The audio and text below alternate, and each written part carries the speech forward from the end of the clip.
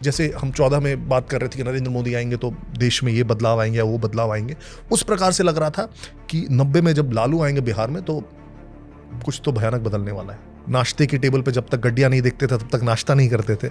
ये लोगों के बीच चर्चाएं हैं। पहले हुआ करता था कि राजभवन में ओथ होंगे, सिंपल सा। उन्होंने गांधी मैदान में ओथ लिया।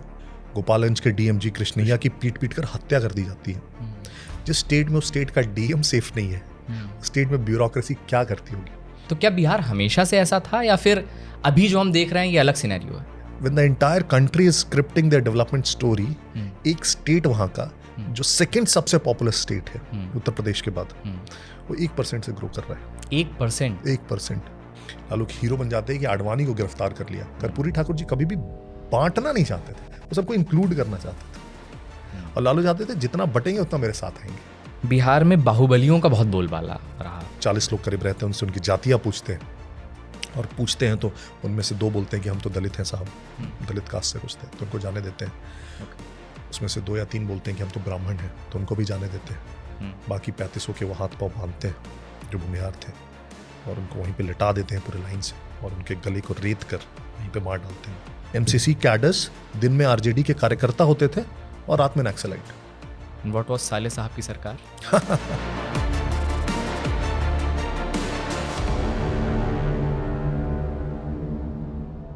Hello and welcome. जिस न्यूज़ में आपका बहुत बहुत स्वागत है। मेरा नाम मुकुल सिंह चौहान है। आज हमारे साथ स्टूडियो में बेहद खास मेहमान मौजूद हैं। मृत्युंजय शर्मा, जो कि इलेक्शन मैनेजमेंट चीफ हैं बीजेपी झारखंड के, और साथ के साथ वो ऑथर हैं broken promises, caste crime and politics in Bihar, जो हाथ में मेरे किताब है। बेहतरीन किताब है। इसमें प्राइमरली 1990 से 2005 में जो लालू यादव का टेन्योर रहा है, उसमें किस तरीके से बिहार में क्या क्या हो रहा था, कैसे कास्ट काम कर रही थी, कैसे कैसे करप्शन, जो चारा घोटाला का करप्शन है उसको लेकर के बात कही गई है, किस तरीके से राबड़ी देवी मुख्यमंत्री बनती हैं, एक हिस्टोरिक चीज़ होती है, कैसे उनके भाइयों पर आरोप लगते हैं, किस तरीके से एक फिल्मी तरीके से पूर्वांचल में बिहार में बाहुबल का राज हो रहा होता है, कैसे प्राइवेट आर्मीज़ डेवलप हो रही होती हैं। तमाम इस तरीके के इंसाइट्स जो कि बड़े हैरान करने वाले भी हैं, आपको जानकर बहुत हैरानी होगी, और काफ़ी कुछ इस बातचीत से आपको जानने समझने को मिलेगा कि किस तरीके से जो बिहार आज हमारे सामने दिखता है वो असल में किस तरीके से बढ़ा है, किस तरीके से उसके पीछे की क्या क्या तैयारियां रही हैं, क्या क्या चीज़ें रही हैं, वो सब आज हमें जानने को मिलेगा। बहुत बहुत स्वागत है मृत्युंजय जी आपका जिस न्यूज़ में। जो आज हम देखते हैं आज की तारीख में, जब भी डेवलपमेंट की बात आती है तो हम देखते हैं कि उस फहरिस्त में बिहार का नाम कहीं नहीं लिया जाता है।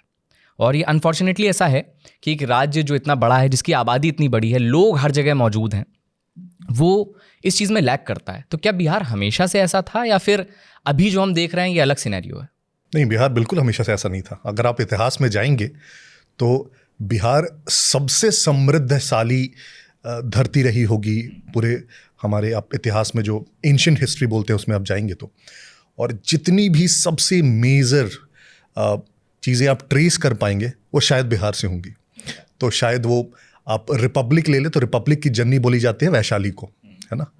अगर आप साम्राज्यों का नाम लेंगे, सबसे बड़े साम्राज्यों का, तो मगध साम्राज्य से बड़ा शायद ही कोई साम्राज्य होगा अपने एंशिएंट हिस्ट्री में। आप एजुकेशन का नाम लेंगे तो नालंदा यूनिवर्सिटी के सामने शायद ही कोई टिक पाए उस समय भी, और कितने सैकड़ों वर्षों तक। मैथमेटिक्स का नाम लेंगे तो आर्यभट्ट के से बड़ा कोई नाम नहीं है। बुद्धिज़्म का नाम लेंगे, जैनिज़्म का नाम लेंगे तो दोनों की जननी है वो धरती।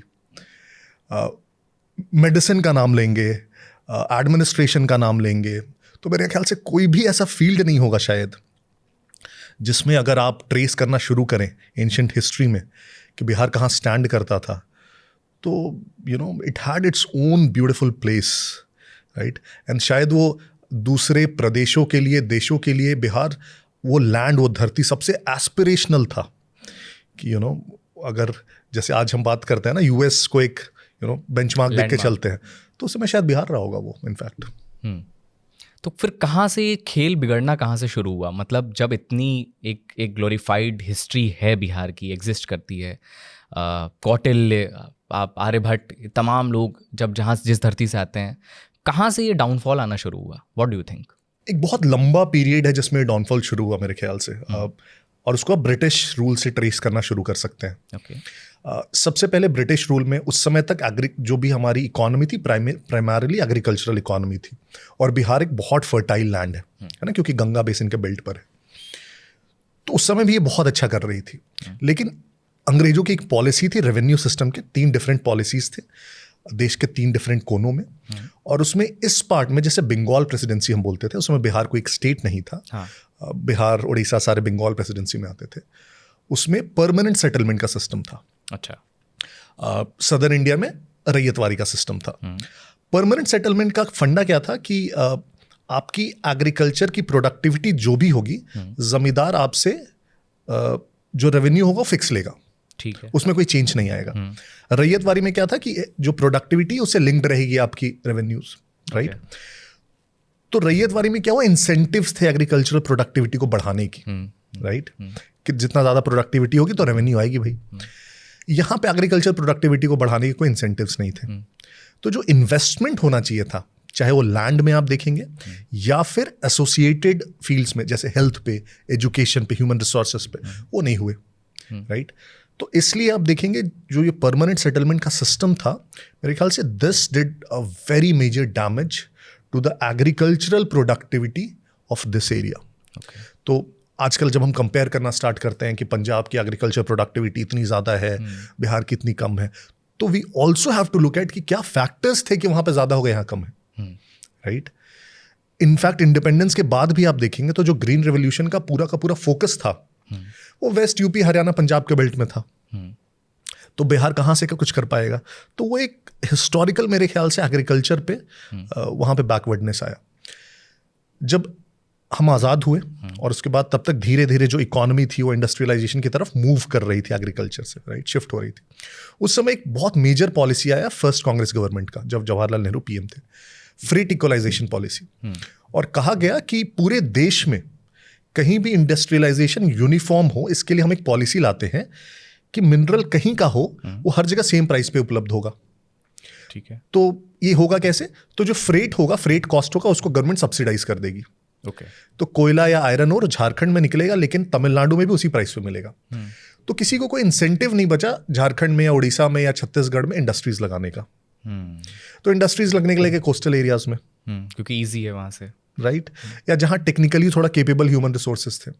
तो आप देखेंगे तमिलनाडु में इंडस्ट्रीज लगे, महाराष्ट्र में लगे, गुजरात में लगे, बहुत इंडस्ट्रीज लगे। ये पॉलिसी चलती रही 93 तक, जब तक लोगों ने रियलाइज किया, गवर्नमेंट ने, कि दिस इज एक्चुअली हार्मिंग दो स्टेट्स। लेकिन तब तक डैमेज वाज डन। और इंडस्ट्रियलाइजेशन या किसी भी ऐसे प्रोग्रेस में एक डोमिनो इफेक्ट होता है। एक इंडस्ट्री लग गई तो उसकी एंसिलरी उसके बगल में ही लगेगी, वो 1000 किलोमीटर दूर नहीं लगेगी, फिर तीसरी भी वहीं लगेगी, फिर लोग वहां आके बसने लगे तो चौथी भी वहीं लग जाएगी।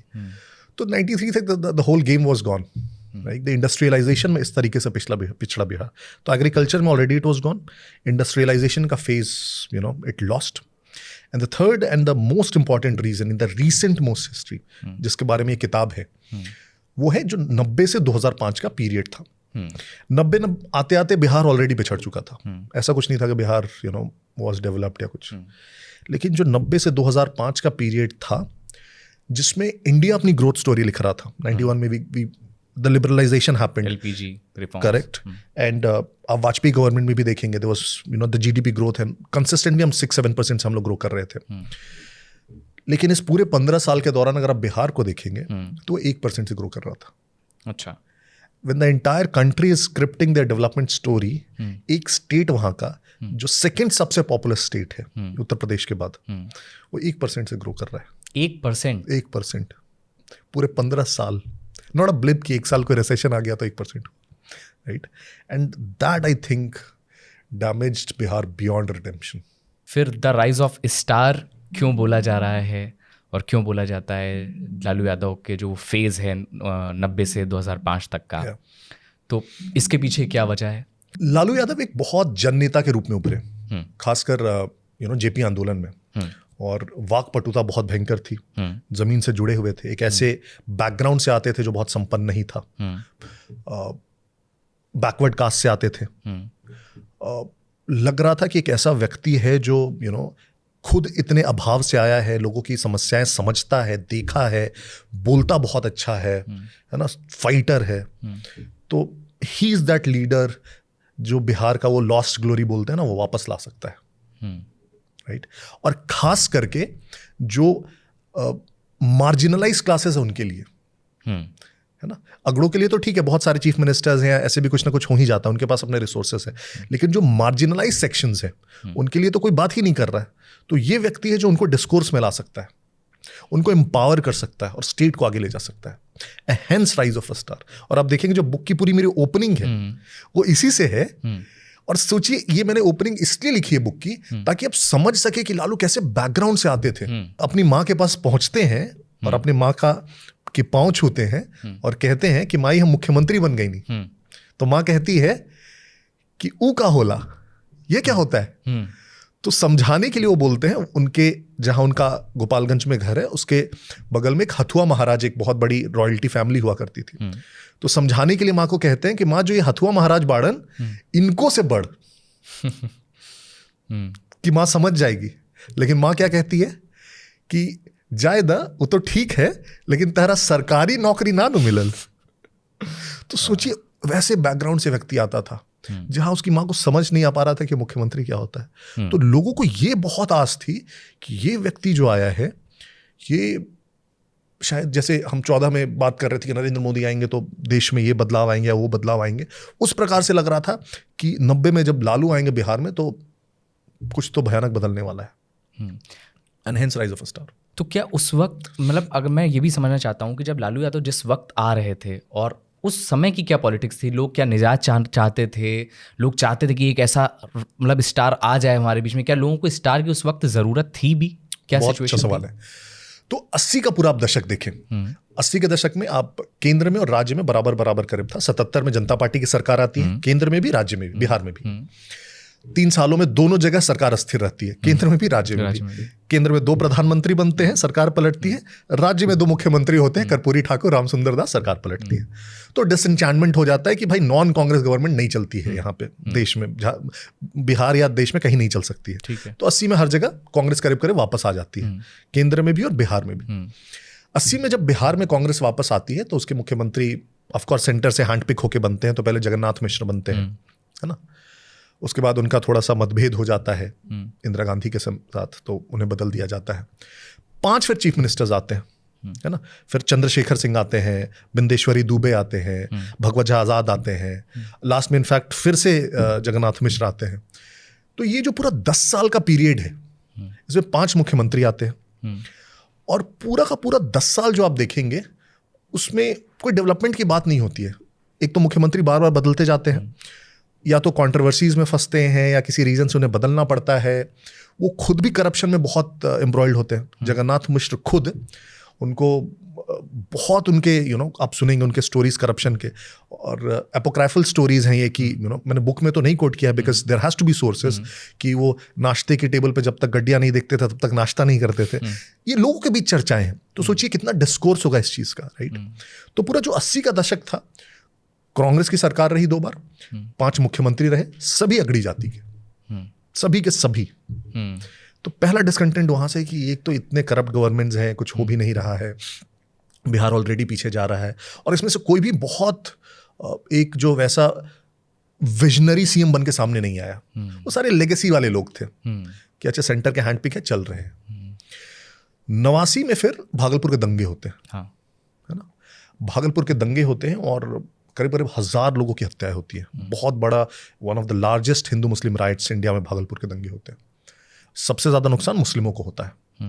उनके कई, वहाँ पे बहुत हैंड वीवर्स की इंडस्ट्री है, वहाँ पे टेक्सटाइल इंडस्ट्री बहुत भागलपुर में, और उसमें ज़्यादातर मुस्लिम्स ही की वो इंडस्ट्री है। वो सारे डिस्ट्रॉयज होते हैं, बर्न होते हैं, बहुत सारे मारे जाते हैं। लेकिन उस पूरे दंगे का जो मैनेजमेंट या उसके बाद कल्प्रिट्स को सज़ा दिलाना और ये सब, वो कांग्रेस की सरकार नहीं कर पाती है। Okay, right. राजीव गांधी भी आते हैं, डीजीपी बदलने की बात बोलती है, लेकिन लोग, वहाँ के जो लोग हैं वो अड़ जाते हैं और फिर नहीं बदले जाते हैं, राइट।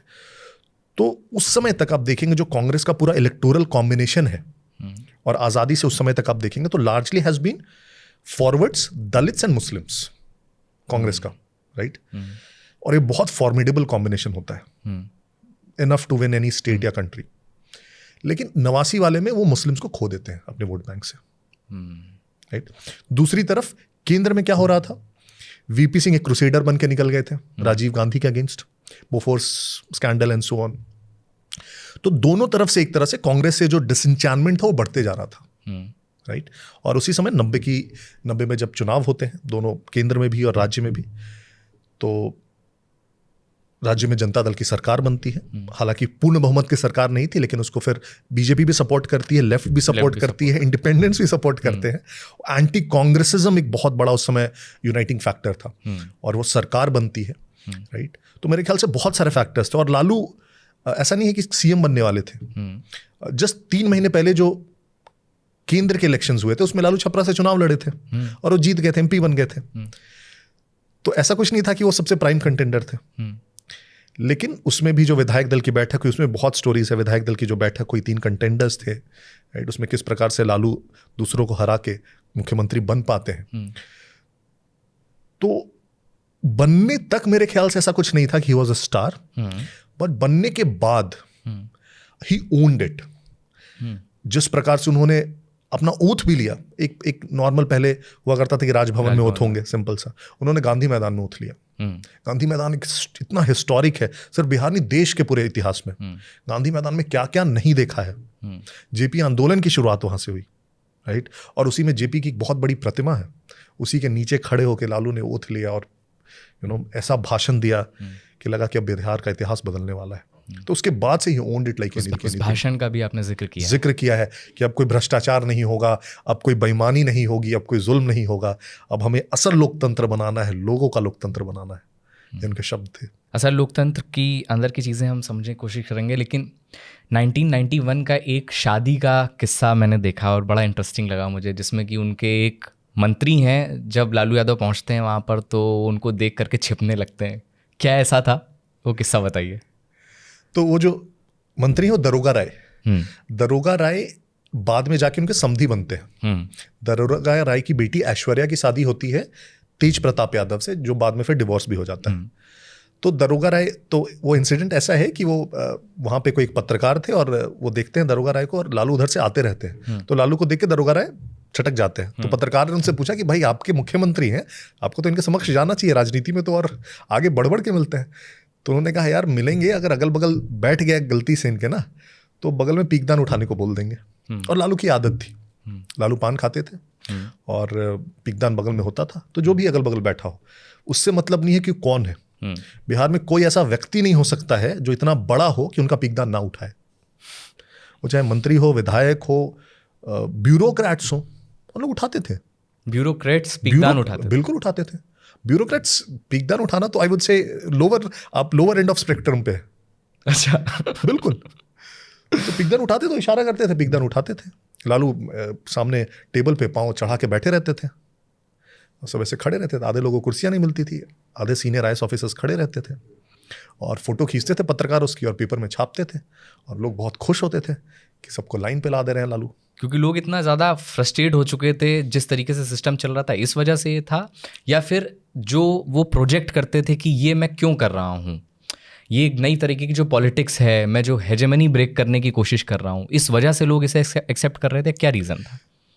2 फैक्टर्स थे। एक तो जनरली आप देखेंगे जो भी इन पावर लोग होते हैं, खासकर ब्यूरोक्रेट्स, तो लोग थोड़ा सा अगर उनको कोई डांट वाट देना तो लोग खुशी होते हैं generally. They want the powerful to, they want to see them vulnerable, right. तो ये बहुत अच्छा थिएट्रिक्स होता है। कभी भी आप अभी भी देखेंगे ना, किसी को अगर कोई एमएलए एमपी है और उसने किसी ब्यूरोक्रेट को डांट दिया तो लोग उसके फैन हो जाएंगे। अरे उसने तो वीडियो को हड़का दिया फोन पे ही, तो नेता बन जाता है, वायरल है वो, वायरल, राइट। उसे नेता माना जाने लगता है कि वो तो बीडीओ और डीएम को भी हड़का देता है। तो that is one very, that works always. Second, उस समय तक जो ब्यूरोक्रेसी थी कंट्री में, बिहार में हर जगह, क्योंकि मंडल कमीशन तभी नई आई थी, तो bureaucracy was very upper caste heavy. Okay, completely filled by upper caste. तो एक वो भी सिग्नलिंग था कि ये जो खड़े हैं ये अपर कास्ट वाले खड़े हैं। So see the roles have reversed, अब पलट चुका है ये, and that also pampered to his constituency, right. उनको ये भी अच्छा लगता था। तो दोनों प्रकार से पावरफुल है प्लस अपर कास्ट से आते हैं। एक राज्य कैसे चलता है इसकी सबसे मुझे लगता है कि एक बहुत इंपॉर्टेंट फैक्टर जो होता है वो होता है कि वहाँ का एडमिनिस्ट्रेशन का क्या है, ब्यूरोक्रेसी कैसे काम कर रही है। तो इस पीरियड में, लालू यादव के पीरियड में क्या था, मतलब क्या ब्यूरोक्रेसी को फ्रीडम थी या वो एक तरीके से सिर्फ शासन से जो आदेश आ रहा था क्या उसको सिर्फ फॉलो कर रहे थे? मतलब how was the bureaucracy at that time? Bureaucracy, I would say, would be at its worst. Okay. And there are some datas I have put in the book to explain this. 1992 में महज 2 साल भी नहीं हुए थे लालू को सत्ता में आए, और डेटा मैंने दिया है 382 शायद टोटल IAS ऑफिसर्स बिहार में थे, उनमें से 144 ने सेंट्रल डेपुटेशन का रिक्वेस्ट डाला। Okay. You can think Y. उसका एक ही रीजन था, एक, या तो अगर आप बिहार में हैं तो या तो लालू के साथ आप कोऑप्ट हो जाइए, वो जो कर रहे हैं, जो बोल रहे हैं, साथ में हो जाइए, पीक दान उठा दीजिए। तो कुछ लोगों ने तो वो कर लिया। बाकी लोग या तो इंडिफरेंट हो गए कि जो चल रहा है चलने देते हैं, हम बस किसी तरह से सरवाइव करेंगे, वो थे जो वहां से निकलना चाहते थे। और तीसरे, जिनको ये पसंद नहीं आ रहा था, they could not survive that part, right, कि I have not joined services for this, right. अब देखेंगे पूरी ब्यूरोक्रेसी में बहुत सारे ऐसे एग्जाम्पल्स हैं जिसमें, जैसे लालू का सबसे सिंपल था, एक तो ब्यूरोक्रेट को कहीं भी खड़ा करके झाड़ दो, मजा आएगा, पब्लिक को भी बहुत मजा आएगा। दूसरा, ट्रांसफर पोस्टिंग्स करते रहो, अगर किसी ने वो बदमाशी की तो ट्रांसफर पोस्टिंग के माध्यम से उसको पनिश कर दीजिए। तीसरा, ब्यूरोक्रेट्स जहां भी अगर उन्होंने उनके रिक्वेस्ट को, इवन इफ इलीगल या टेनेबल नहीं है, वैसे भी रिक्वेस्ट अगर डालेंगे तो करने ही करने, नहीं करेंगे तो फिर दिल be remove from those positions. बहुत सारे मैंने एग्जांपल्स कोट किए। इनफैक्ट आप देखिएगा 1995 तक, 90 से 95 के बीच, सिर्फ यही नहीं, इनफैक्ट वायलेंस में भी 94 में आप देख लीजिए, जो सबसे बड़ा इंसिडेंट आप सोच सकते हैं एक ब्यूरोक्रेट के साथ, गोपालगंज के डीएम जी कृष्णैया की पीट कर हत्या कर दी जाती है। जिस स्टेट में उस स्टेट का डीएम सेफ नहीं है, स्टेट में ब्यूरोक्रेसी क्या करती होगी। 95 तक 2 दर्जन ब्लॉक डेवलपमेंट ऑफिसर्स और पुलिस ऑफिसर्स क्या तो हत्या हो चुकी थी या एब्डक्ट हो चुके थे। सीरियसली? हाँ, this is referenced numbers, right. तो ब्यूरोक्रेसी बहुत स्मार्ट होती है generally. So you will see कि वो जिसका भी पावर है उसके साथ it will go along, but it was so extreme that उतने एक्सट्रीम पे शायद कुछ ब्यूरोक्रेट्स नहीं जा पाते थे। सो बहुत सारे ब्यूरोक्रेट्स देखेंगे जो they went for central deputation, वो आना नहीं चाहते थे इनफैक्ट बिहार। जब 2005 में नीतीश आए सरकार में तो बहुत सारे ब्यूरोक्रेट्स को रिक्वेस्ट कर करके वापस लेके आए in fact to run the state, right. आप एग्जाम्पल्स देखेंगे एक हेल्थ सेक्रेटरी हुआ करते थे, I think TCA Ramanujam, right. वो हेल्थ सेक्रेटरी को, एक उनके विधायक थे, मंत्री थे लालू के, उनके और उनके बेटे ने उनको चेंबर में घुस के पीट दिया। पीटा क्यों? हेल्थ सेक्रेटरी को पीट दिया। पीटा क्यों? क्योंकि इन्होंने, लालू की बेटी MGM मेडिकल कॉलेज में पढ़ी थी जमशेदपुर में, वो टिस्को कोटे से, तो इन्होंने कहा हमारे ही बच्चे पढ़ने चाहिए, तो उन्होंने रिक्वेस्ट डाला हुआ था कि उसमें एडमिशन करवा दो। उसने कहा कहाँ से संभव है यार, ऐसे थोड़ी होता है कि मेडिकल कॉलेज में किसी का भी मैं एडमिशन करा दूँ, तो नहीं करवाया उन्होंने, तो पीट दिया उनको, पीट के निकल के चल दिए, कुछ नहीं हुआ। तो there is a story of which I have not quoted in the book deliberately, क्योंकि उस पर थोड़ा बहुत ना कन्फ्लिक्टिंग व्यूज आता है, लेकिन जो सबसे इनफेमस किसी ब्यूरोक्रेट का अगर स्टोरी है बिहार का, वो चंपा विश्वास का। क्या है? चंपा विश्वास के पति एक IAS ऑफिसर थे, ठीक। And it is alleged that चंपा विश्वास was raped for 3 years by RJD men, right, by multiple men for 3 continuous years. His husband kept filing FIRs, requesting, हर कुछ संभव जो भी करना है करते रहे। Nothing happened to them, right? And then they had to leave Bihar and then move to some other state, right? And this is, अब एक बार बस चंपा विश्वास सर्च करेंगे तो आपको 10 लिंक आ जाएंगे। In fact I still refrained from quoting it in the book because I had some slight issues and I did not wanted, मतलब मुझे ये नहीं चाहिए था कि किताब में कोई भी एक ऐसी चीज़ हो जिस पर हल्का सा भी कोई बोल सके कि इस पर विश्वास नहीं हो रहा है।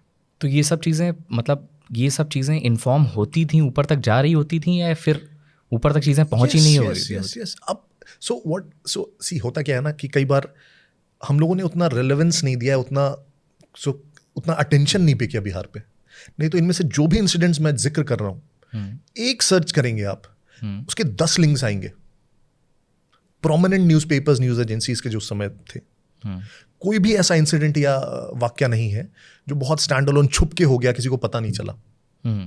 इतना ब्लेटेंट एंड ओपन था, इतना ज्यादा ब्लेटेंट, एंड हेंस इतना ज्यादा इट पेन्स सो मच।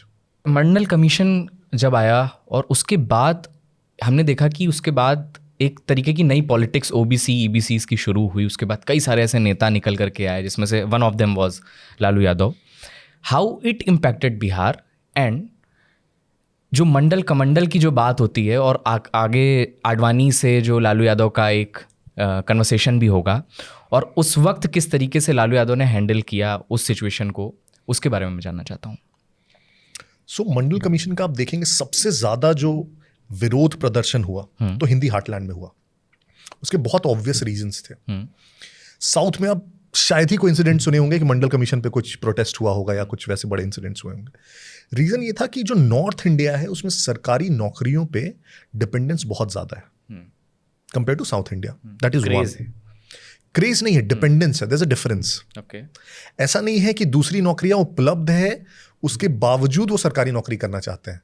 दूसरी नौकरियां उपलब्ध ही नहीं है, तो डिपेंडेंस बहुत हाई है। साउथ में वो नहीं है, राइट। दूसरा, आप देखेंगे कि सदर्न इंडिया में इनफैक्ट जो फॉरवर्ड कास्ट का पॉपुलेशन है वो स्लाइटली स्मॉलर है, 10% से आपको ज्यादा नहीं मिलेगा।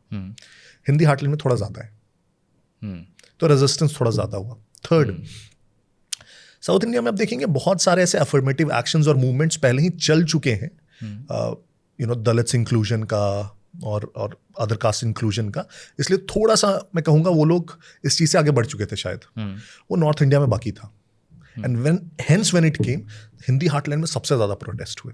दिल्ली से लेकर आप बिहार का बेल्ट देखेंगे वो सबसे प्राइम प्रोटेस्ट का था, और सबसे बड़े बड़े प्रोटेस्ट हुए होंगे पटना में और गया में, और फायरिंग्स हुई, कितने स्टूडेंट्स मरे इनफैक्ट उसमें। उसका बहुत असर हुआ बिहार में। इसलिए हुआ क्योंकि तब तक लालू चीफ मिनिस्टर बन चुके थे, राइट। उनकी जो पूरी आइडेंटिटी पॉलिटिक्स थी वो ओबीसी असर्शन पे थी, और ये सबसे बड़ा टूल बनकर आया था उसके लिए। और उनको लगा ये वो मौका है जब मैं अपने वोट बैंक को कंसोलिडेट कर सकता हूँ, तो मुझे इसके साथ खड़ा होना चाहिए।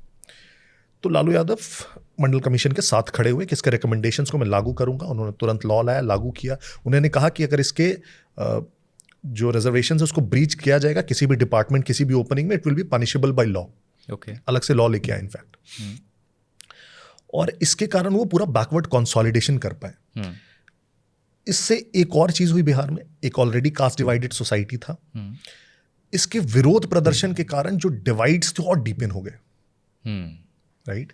तो जो विरोध कर रहे थे, जैसे आप देख लीजिए सीमांचल बेल्ट में आनंद मोहन ने इसका विरोध शुरू किया, राइट। वो राजपूतों के नेता बन के उभरे, उन्होंने विरोध प्रदर्शन किया। दूसरी तरफ से पप्पू यादव थे, उन्होंने इसका समर्थन किया। वहां पे बहुत प्रोटेस्ट हुए, वहां पे बहुत आपस में गैंग वॉर्स और राइवलरीज हुई, राइट। तो मेरे ख्याल से कास्ट डिवाइड्स भी और डीपन हुए, और इससे लालू को हेल्प हुआ। He wanted that to happen, consolidate हुआ फॉर हिज कंसोलिडेशन। तो उससे बहुत उस बिहार की राजनीति में अंतर आया, और आज तक है मेरे ख्याल से। आप देख लीजिए 2015 का चुनाव जो था, जिसमें नीतीश कुमार आरजेडी के साथ आए और चुनाव लड़े, और उस पूरे चुनाव का नैरेटिव ही ये बन गया कि ये लोग आरक्षण समाप्त कर देंगे। आप इस बार का लोकसभा चुनाव देख लीजिए इनफैक्ट, तो उस तब से लेके आज तक आरक्षण and reservation is a very very strong narrative in that state and will remain सो। कमंडल वाली बात पे भी मैं जानना चाहता हूँ आपसे कि जो मैंने पूछा कि किस तरीके से जब रथ यात्रा वगैरह निकाली जा रही थी, बिहार से भी होकर के निकलनी थी, तो हाउ ही हैंडल्ड दैट? तो 90 के दशक में यही हो रहा था कि बीजेपी हिंदू वोट्स को कंसोलिडेट करना चाह रही थी, और वीपी सिंह अपना एक कॉन्स्टिट्यूएंसी बनाना चाह रहे थे बैकवर्ड कास्ट का। अजगर बोलते हैं उसको, उसका एक्रोनिम अहेर, जाट, गुज्जर, राजपूत्स। तो उस सेंस में एक टसल था कि मंडल कमीशन से बैकवर्ड्स कंसोलिडेट कर रहे हैं, और ये चाहते थे कि हम हिंदूज को कंसोलिडेट करें। तो एक तरफ मंडल कमीशन चल रहा था, एक तरफ रथ यात्रा शुरू हुई। ये टसल बिहार में आके इसने बड़ा रूप लिया, क्योंकि बिहार में मंडल कमीशन के प्रोटेस्ट ऑलरेडी चालू थे, राइट। बिहार से रथ यात्रा जो दूसरा चरण था वो गुजरने वाली थी। कोई भी नेता गिरफ्तार नहीं करना चाहता था आडवाणी जी को, क्योंकि सबको ये डर था कि बहुत बड़ा उसका कुछ रिएक्शन होगा, क्योंकि इस रथ यात्रा को बहुत मैसिव रिसेप्शन मिल रहा था जहां जहां से वो रथ गुजर रही थी। तो रथ यात्रा बिहार पहुंचती है, समस्तीपुर। लालू ने पहले से सोच रखा था गिरफ्तार करने के लिए, अच्छा। और ये भी मुझे लगता है बहुत सोची समझी रणनीति थी। ये इसके लिए नहीं कि मैं इस प्रिंसिपल पे हूं या ये, I doubt this, it was more because ये गिरफ्तारी भी एक एग्जाम्पल सेट करेगी कि मैं खड़ा हूं जो मंडल का लार्जर नैरेटिव है भी उसके साथ, रादर देन ए कंपीटिंग नैरेटिव जो राम मंदिर का नैरेटिव है। मतलब वो क्लियर स्टैंस ले रहे थे, क्लियर स्टांस, क्योंकि पता था ये वोट बैंक सफिशिएंट है, उसका नंबर सफिशिएंट है मेरे को, वो नहीं चाहिए मेरे को अपर कास्ट का वोट, सिंपल है, नहीं चाहिए, बाकी से मेरा काम चल जाएगा। तो इसलिए उनको गिरफ्तार करते हैं, ही बिकम्स अ हीरो, राइट। उनको गिरफ्तार करते हैं आर.के. सिंह, जो फिर अभी ऊर्जा मंत्री बनते हैं। In fact very interestingly R K. Singh फिर आडवाणी के OSD भी बनते हैं, right. And this is very interesting in terms of bureaucracy और पॉलिटिक्स कैसे काम करती है, राइट। उनको गिरफ्तार करते हैं, दुमका का एक मसानजोर रेस्ट हाउस है, वहाँ पे उनको ले जाते हैं, वहाँ पे रखते हैं। लालू एक हीरो बन के निकलते हैं, लालू एक हीरो बन जाते हैं कि आडवाणी को गिरफ्तार कर लिया। और लालू अपनी किताब में, तो उनकी किताब मैंने पढ़ी, गोपालगंज टू रायसीना, उसमें लिखते हैं कि मुझे किसी ने नहीं कहा था गिरफ्तार करने के लिए, मैंने खुद से किया, मुझे तो VP सिंह ने भी मना किया, मुझे सब ने मना किया, लेकिन मैंने फिर भी किया। लेकिन नीतीश कुमार लिखते हैं, है ना, अपने पत्र में, जो एक पत्र उन्होंने लिखा था लालू को, उसमें लिखते हैं कि वो हम सब ने बैठ के रात भर वो रणनीति बनाई थी और वो हम सबका सामूहिक फैसला था और तब गिरफ्तारी हुई थी, लेकिन आपने पूरा श्रेय खुद ले लिया अपनी राजनीति के लिए। तो वहां से वो हीरो बन जाते हैं, and that is the point जहां से मुस्लिम्स का फिर वोट उनके साथ आके खड़ा हो जाता है, और वो फिर आज तक नहीं हिला। क्लियर हो गया कि हाँ, ये व्यक्ति किस पक्ष में खड़ा हुआ है, क्लियर हो गया। एंटी रिजर्वेशन प्रोटेस्ट 1978 में भी हो रहे थे, कर्पूरी ठाकुर के टाइम पर भी, और फिर बाद में हुए लालू यादव के टेन्योर में भी। किस तरीके से दोनों लोगों ने हैंडल किया, उसमें क्या डिफरेंस था? कर्पूरी ठाकुर, मुझे आज भी, अगर मुझे आप सच्चे समाजवादियों का नाम पूछेंगे कुछ, चाहे वो लोहिया हो, जयप्रकाश नारायण हो, कर्पूरी ठाकुर का उसमें नाम लूंगा। अच्छा। मैं उसमें शायद लालू का नाम नहीं लूंगा, मैं उसमें शायद मुलायम सिंह यादव का नाम नहीं लूंगा, मैं उसमें आजकल के नेताओं का नाम नहीं लूंगा। कर्पूरी ठाकुर ने 1978 में बात की रिजर्वेशंस की, और देखिए उस व्यक्ति की दूरदर्शिता, उन्होंने उसमें भी ऐसे कुछ ब्लैंकेट रिजर्वेशन की बात नहीं की, उन्होंने उसमें भी बात की कि OBC EBC को बाइफरकेट करना चाहिए, ताकि जो पिछड़ों में भी सबसे अगड़े हैं उनको ना मिल जाए सारे बेनिफिट्स। उसमें उन्होंने फिर ऐड किया कि विमेन रिजर्वेशन भी होना चाहिए 3%। फिर उन्होंने ऐड किया कि अगड़ों में भी जो इकोनॉमिकली बैकवर्ड है उनको मिलना चाहिए 3%, राइट। तो ये एक बहुत समावेशी नीति थी, राइट, सबको साथ लेके चलने वाली थी। एंड कहीं पे भी उन्होंने एंटेगनाइज करने की कोशिश नहीं की, उन्होंने कोशिश की कि सबको समझाया जाए, सबको एक पक्ष में लाया जाए और इसको किया जाए। ये करना इंपॉर्टेंट है, लेकिन किसी को दुश्मन बना के करना इंपॉर्टेंट नहीं है। उनको भी पता था कि बहुत रिएक्शन होगा, पहली बार आप एक पूरे सिस्टम को चेंज करने की बात कर रहे हैं रिजर्वेशन से, राइट। तो उस सेंस में वो बहुत कंसिलिएटरी थे, और इसीलिए आप देखेंगे सब पक्ष उनको मोटा मोटी रेस्पेक्ट करते थे। और वो व्यक्ति इसलिए भी करते थे क्योंकि पता था इंटेंशन सही है, और व्यक्ति अपने व्यक्तिगत लाभ के लिए नहीं कर रहा है। आप देखेंगे वो व्यक्ति, उनके देहांत के समय उन व्यक्ति एक कच्चे घर में, एक कच्चा घर और एक बक्सा छोड़ के वो चले गए व्यक्ति। एक गाड़ी नहीं थी उस व्यक्ति के पास, जबकि वो मुख्यमंत्री रह चुके थे, नेता प्रतिपक्ष रह चुके थे, क्या क्या नहीं रह चुके थे, उप मुख्यमंत्री उसके पहले भी बने थे। 20-30 सालों के लंबे करियर में चाहते तो क्या नहीं कर सकते थे। अपने बेटे को कुछ नहीं बनाया, फैमिली से किसी को राजनीति में नहीं लेके आए, एक धोती कुर्ता पहनते थे मैली सी, उसी में चल बसे। तो वो व्यक्ति बहुत अलग थे, और लालू उनको अपना गुरु भी मानते हैं बाय द वे, राइट। लेकिन लालू ने जो मंडल कमीशन में किया वो बहुत अलग था। लालू ने उसे अपने पॉलिटिक्स के लिए उसका बहुत फायदा उठाया। अच्छा। वो लाया तो VP सिंह ने, राइट, उनका कोई उसमें क्रेडिट नहीं आप दे सकते हैं, लेकिन उसको यूज उन्होंने बहुत अच्छे से किया। यूज किया, उसके साथ खड़े रह के, ये बोल के कि कोई माइकल लाल आरक्षण नहीं हटा सकता है, हम देखेंगे कौन हटा सकता है। तो ये सब स्टेटमेंट्स बहुत मैटर करते हैं पब्लिक को। तो उन्हें लगा ये वाला जो बंदा है ना, ये हमारे साथ खड़ा है, और उन्होंने देखा कि इसको हम इसको हम यूज कर सकते हैं अपना वोट बैंक क्रिएट करने के लिए। तो उन्होंने अगड़ी जातियों के खिलाफ बहुत डेलिबरेटली ऐसे स्टेटमेंट्स दिए जिससे रिएक्शन आए, और फिर उधर से रिएक्शन आया, तो रिएक्शन आया तो खाई बढ़ती गई, है ना। अब कुर्ते के ऊपर गंजी पहनने का समय आ गया है, अगड़ी जातियों से ऊंची बिल्डिंग बनाओ, राइट। तो ये स्टेटमेंट्स थे उनके। तो ये दोनों के अप्रोच में बहुत अंतर रहा है। कर्पूरी ठाकुर जी कभी भी बांटना नहीं चाहते थे, वो सबको इंक्लूड करना चाहते थे। और लालू चाहते थे जितना बटेंगे उतना मेरे साथ आएंगे।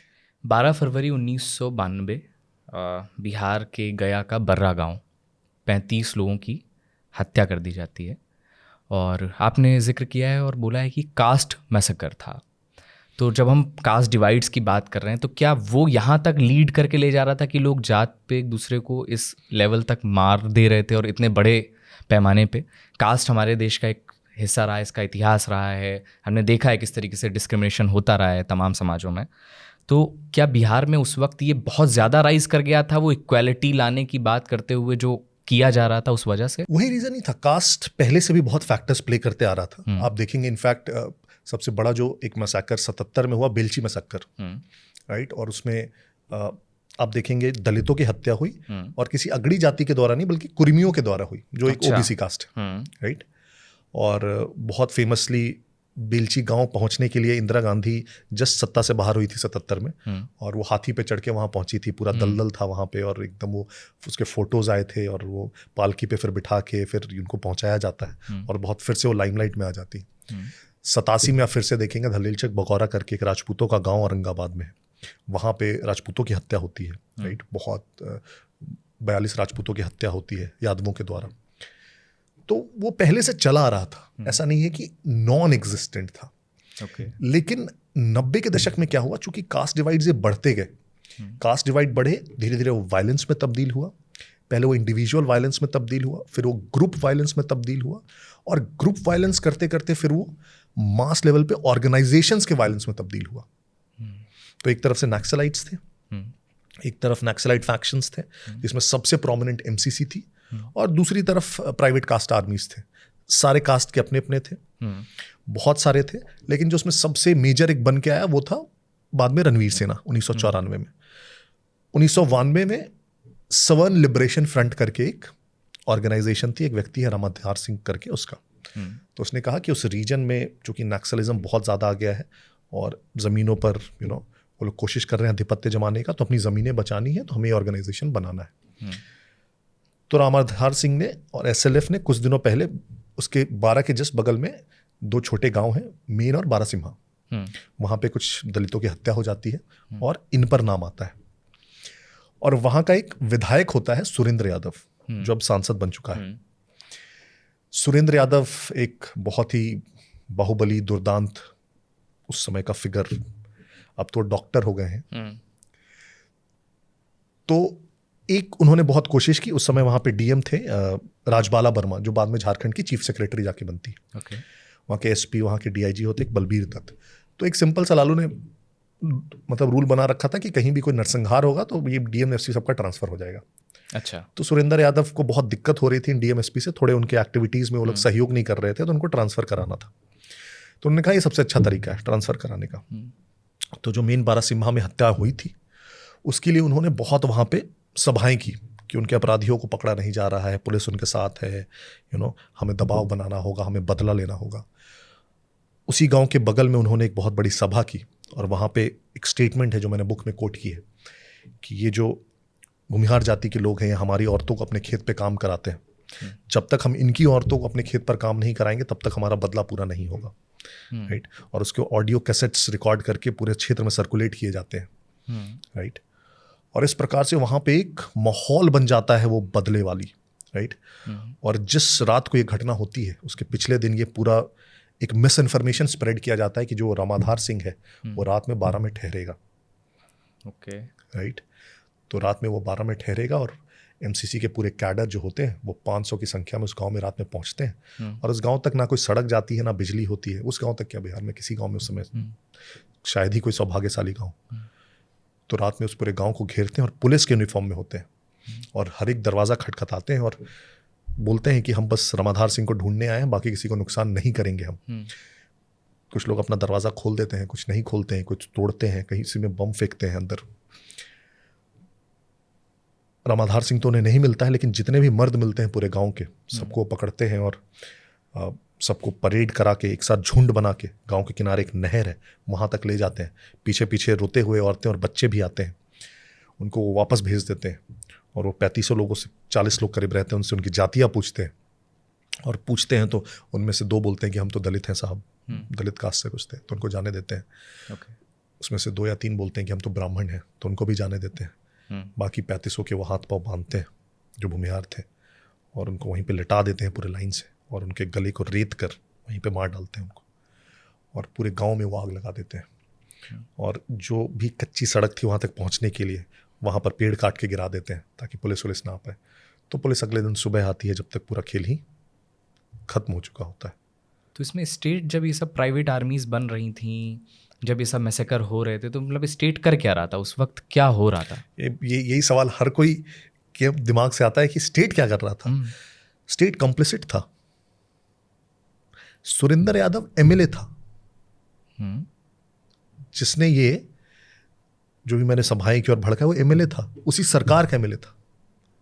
तो स्टेट क्या करेगा उसमें? वो तो कंप्लिसिट है उसमें। इनफैक्ट एमसीसी और राजद, इसके बीच जो लिंक्स हैं बहुत क्लियरली स्टैब्लिश थे। अच्छा। सुशील मोदी अपनी किताब में लिखते हैं इनफैक्ट कि एमसीसी कैडर्स दिन में आरजेडी के कार्यकर्ता होते थे और रात में नक्सलाइट। और आप देखेंगे बाकी नक्सलाइट ग्रुप्स जो आप बंगाल में देखेंगे या छत्तीसगढ़ में देखेंगे, बिहार में उससे डिफरेंस देखेंगे। तो नक्सलाइट कभी भी आप देखेंगे जो उनका नक्सलिज्म का आइडियोलॉजी है वो क्लास बेस्ड स्ट्रगल्स है ना, have versus have nots. Bihar में वो कास्ट स्ट्रगल्स था। तो बिहार में जितने भी नक्सलाइट फैक्शंस देखेंगे आप, वो किसी न किसी का कास्ट का एलिजेंस था।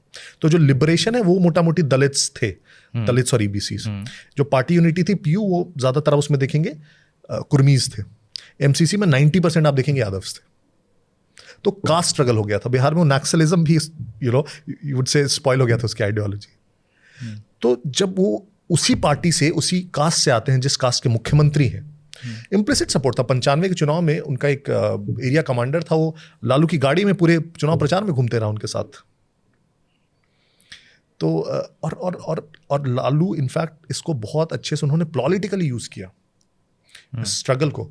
उन्होंने दलित्स को ये बताया कि तुम तभी तक सेफ हो, दलित्स को या जो भी बैकवर्ड कास्ट है तभी तक सेफ हो जब तक हमारे साथ हो, नहीं तो देखो ये तुम्हारे साथ क्या कर सकते हैं। मतलब घट रही हर घटना को कोशिश की गई कि इसका पॉलिटिकल माइलेज निकाला जाए। बिल्कुल। स्टेट वाज एक तो पंगु था, कैपेसिटी भी नहीं थी और इंटेंशन भी नहीं था। दोनों नहीं था। इंटेंशन होता तो शायद थोड़ा बहुत कंट्रोल हो जाता, या कोई भी ऐसा स्टेट नहीं होता और मशीनरी नहीं होती है जिसके इंटेलिजेंस को पता नहीं हो कि कल यहां मैसेकर होने वाला है। स्टेट से बड़ा मशीनरी किसके पास होता है अगर कंट्रोल करना चाहे तो कैपेसिटी की भी बात थी और इंटेंशन की भी बात थी। वो डिवाइड्स रखने थे, वो डिवाइड ही मिट जाता तब तो फिर अपना वोट बैंक ही चला जाता। मैं फॉर्डर स्कैम की तरफ बढ़ना चाहता हूँ, और 1997 की गर्मियों के दिन हैं और एक खबर फैलती है कि लालू यादव की गिरफ्तारी हो सकती है। कैसे पता चला? मतलब ये चारा घोटाला इतनी बात होती है, कैसे आया था सामने? 96 की बात है। तब तक लालू 1990 में आप देखेंगे लालू के फेस पे चुनाव नहीं जीता गया था। लालू बस एक्सीडेंटल चीफ मिनिस्टर बने थे।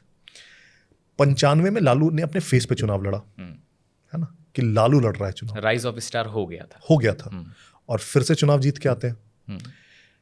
पहली बार कोई मुख्यमंत्री, पहली बार नहीं, एज एन श्री कृष्ण सिंह के बाद 30 वर्षों के बाद पहली बार कोई मुख्यमंत्री दोबारा चुन के आ रहा था। राइट, स्टेबल सरकार थी, अपने दम पर चुनाव जीते, हीरो बन गए, जनता दल के राष्ट्रीय अध्यक्ष बन गए, केंद्र में संयुक्त मोर्चा की सरकार बनी, प्रधानमंत्री के दावेदार थे उसके लिए, बहुत बड़े नेता बन गए थे लालू समय तक। 97 में क्या हुआ लेकिन कि वीएस दुबे एक सेक्रेटरी है, फाइनेंस सेक्रेटरी थे उस समय, तो उन्होंने जब एक्सपेंडिचर्स चेक करना शुरू किया तो देखा कि यार हम कुछ ऐसा बहुत बड़ा डेवलपमेंटल वर्क्स तो कर नहीं रहे हैं, फिर भी अपने जो सारे कर्मी उनको पैसे तक नहीं दे पाते। अच्छा। तो बहुत अक्सर न्यूज़ आती रहती है कि इनका वेतनमान लंबित है, क्लर्क्स का वेतनमान लंबित है, टीचर्स का, डॉक्टर्स का, and this is a regular phenomena and it used to happen then in Bihar. हर दूसरे दिन न्यूज़पेपर में आपको यही पढ़ने को मिलता कि उनका वेतनमान 8 महीने से लंबित है तो उनका 25 महीने से लंबित है। तो उन्होंने कहा मुझे समझ में नहीं आया कि कहाँ से पैसे जाते कहाँ हैं फिर हमारे। ठीक बात। तो उन्होंने कहा मैंने सारे डिपार्टमेंट्स के एक्सपेंसेस को टैली करना स्टार्ट किया, तो मुझे वेटरनरी में थोड़ा सा कुछ गड़बड़ लगा कि यार एक्सपेंसेस बहुत ज़्यादा है। तो उन्होंने एक लाइन ऑफ फैक्ट्स किया सारे डीएम्स को कि अपने अपने यहाँ के वेटरनरी डिपार्टमेंट के एक्सपेंसेस चेक करो, राइट। तो सारे डीएम्स ने चेक किया, उसमें अमित खरे चाईबासा के डिस्ट्रिक्ट कलेक्टर तभी होते थे, और अमित खरे अभी पीएमओ में है, राइट, वेरी अपराइट ऑफिसर। उन्होंने चाईबासा ट्रेजरी को रेड किया, वहाँ से जो उनको एक्सपेंसेस दिखे उसमें दिखा कि जो पशुपालन विभाग का एक्सपेंस है वो बजट से 5 गुना है। अच्छा। एंड 5 गुना ही नहीं है, सिर्फ उसके जितने बिल्स वाउचर्स हैं सारे फेक है ना। उसमें एक स्कूटर का नंबर है, बहुत इंटरेस्टिंग है, स्कूटर का नंबर है जिसको दिखा दिया गया है कि इससे गाय ट्रांसपोर्ट हुई है, राइट। तो वैसे वैसे उसमें बहुत फनी या जो भी दुर्भाग्यपूर्ण आप जो भी उसको बोल सकते हैं, उनको वहाँ पे लीड्स मिले। फिर बाकी ट्रेजरीज में भी रेड हुई, दुमका में हुई, बाकी जगहों पे भी सिमिलर इंस्टेंसेस मिले। तो समझ में आने लगा कि ये बहुत बड़ा कुछ खेल चल रहा है। जब उसकी डेप्थ में गए तो पता चला कि ये 900 करोड़ रुपए का घोटाला है, राइट। आनंद फानन में लालू ने कहा अरे ये घोटाला तो हम ही ने निकाला है, तो उन्होंने एक 1 मैन कमीशन बना दिया कि इसकी जांच की जाए। और जो वीएस दुबे थे ये तो बिहार सरकार के साथ ही काम कर रहे होंगे। जी, सेक्रेटरी थे। Okay. तो उन्होंने इंटरनली अपना फॉर हिज ओन राइट, लेकिन तब तक ये बाहर आ चुका था। तो 1 मैन कमीशन बना दी गई। तो 1 मैन कमीशन जिसकी बनाई गई उसी 1 मैन का नाम आने लगा फिर उस स्कैम में। अच्छा, राइट। तो फिर और भी हल्ला होने लगा, राइट, कि कुछ तो है। तो फिर जब बहुत प्रोटेस्ट, बहुत इस पर लाइमलाइट आ गया तो केस को सीबीआई को ट्रांसफर करना पड़ा। ठीक, राइट। एक बार सीबीआई के हाथ में चली गई, उस समय देवगौड़ा पीएम हुआ करते थे। देवगौड़ा का पुराना रंजिश था लालू से, तो देवगौड़ा ने सीबीआई को काम करने दिया।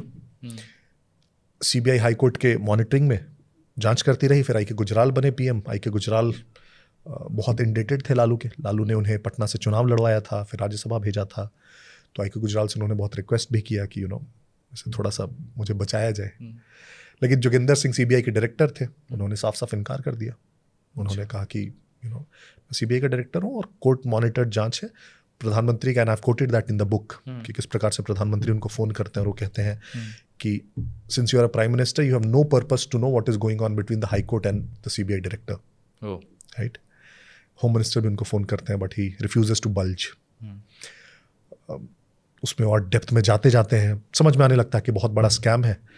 एंड तब तक बहुत बड़ा वो पब्लिक स्कैम हो जाता है टू बी कंटेन्ड, और कोई ऑप्शन नहीं बचता है बट टू चार्जशीट होता है लालू पे। गवर्नर से परमिशन लिया जाता है, सेंट्रल फोर्सेस पटना में डिप्लॉय किए जाते हैं।